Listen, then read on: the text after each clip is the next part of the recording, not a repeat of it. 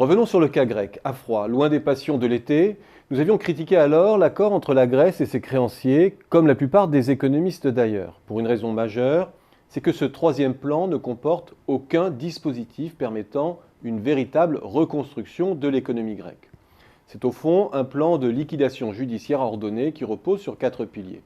Une taxation lourde de la consommation, touchant toute la population alors que cette dernière est déjà très largement insolvable. Un durcissement judiciaire accélérant les saisies immobilières. Une privatisation des biens publics ou des entreprises stratégiques comme collatéraux de la dette grecque. Et enfin, une déréglementation brutale du marché du travail qui, dans le contexte grec, se soldera par toujours plus de déflation salariale. Mais abandonnons un instant ce point de vue selon lequel servir l'intérêt à long terme de la Grèce serait la posture la plus conforme à l'intérêt général de l'Europe dans son ensemble. Et observons un instant comment les égoïsmes nationaux jouent maintenant la partie. Que voyons-nous ?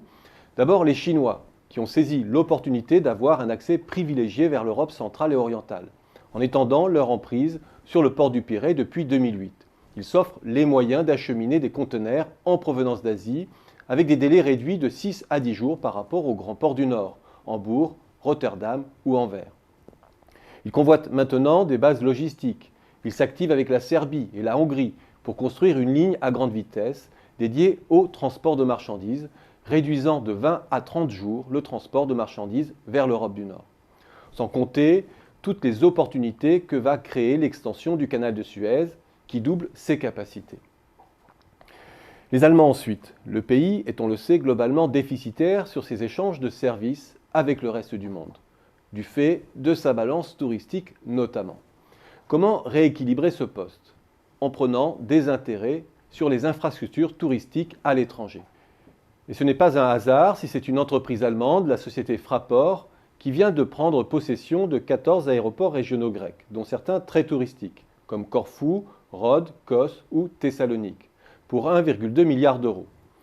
Une autre société allemande possède également 40% du capital de l'aéroport d'Athènes.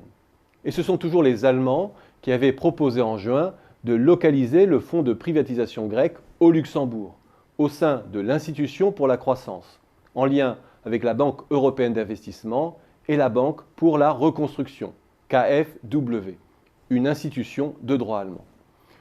On pourrait évoquer également les projets russes de gazoducs transitant par la Grèce et toutes les convoitises que suscite le sous-sol minier grec, les mines d'or notamment.